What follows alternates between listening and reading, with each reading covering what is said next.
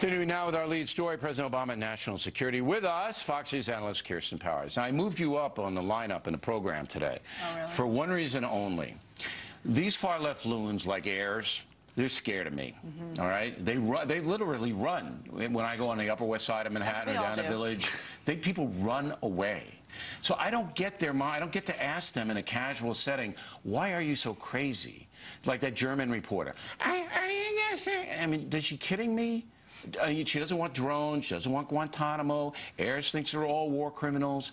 How do you stop people who want to kill you? Only crazy people don't want drones, Bill? Is that what you're saying? Well, I'm not. I want to say, all right, if you don't want drones or Guantanamo or rendition or coerced interrogation, you don't want any of that, then how do you protect yourself against people who are not only blow you up, but themselves? How do you do that? Well, where's the evidence that the drone war is protecting us from anything? Where's the evidence? Yeah. Well, I think the evidence is that the Al-Qaeda leadership, from all accounts, not just the United States, is just in disarray, and their leadership has been destroyed and killed. Well, I think that's pretty strong evidence. It's not. Well, is it coincidence or is it causation? I mean, where's the evidence where they've come out and said that us just constantly droning Middle Eastern countries is making us safe? Are you going to submit on the factor that the drone attacks have not badly damaged our enemies? Are you going to sit here and submit that? I would say they have badly damaged the United States, actually. I think we've... But not our opposition. Sure, we've killed... Every time we kill the #1 person, there's another #1 person. But that's what you do in war. You see, it's attrition.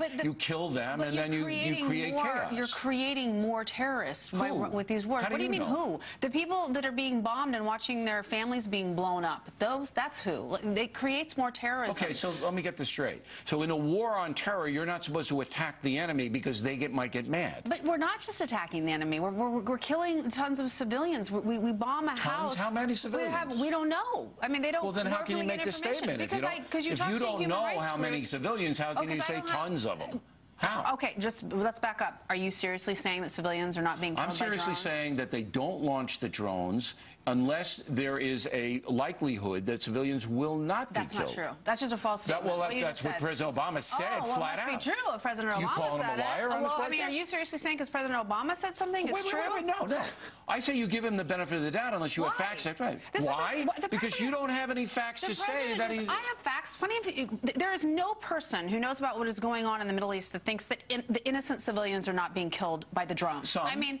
But it's not a policy to do it. Of course it's not a policy. Well, what war in history have innocent civilians not been killed? But that's not what happens. When you have drones coming and flying over a house and knowing that there are innocent people in there, on the off chance, they're like, we think that maybe they're in there with a terrorist and we're just going to kill them, and then act like it's no big deal, the way the president's press secretary did when he was asked about Anwar al-Awlaki's son being killed, in that exact type of situation we're talking about, and he says, well, I guess he should have had a better father. I mean, that is not seriously trying to avoid killing innocent people. If you're a student of history, you have to look at war and what war entails. It entails protecting yourself, #1. That's why you go to war. I don't disagree and #2, destroying the enemy. And when you destroy the enemy, all right, you destroy civilians around the enemy. And that happens in every war. But let me have one more question before we eject you from the set. We have one more question for you. Okay. You have the bouncer ready for Powers out of here? Okay, now, do you want Bill Ayers and the German reporter in charge of your security, do you want that mentality?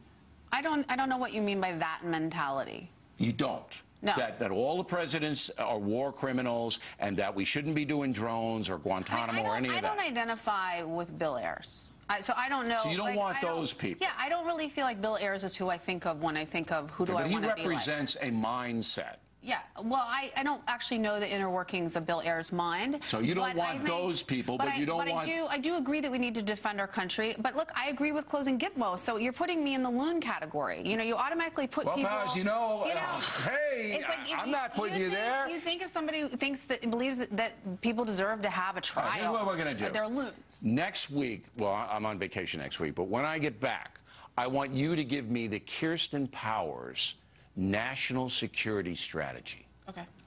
All right. All right? Everybody ready? I think people would be very anxious to hear that. Directly ahead.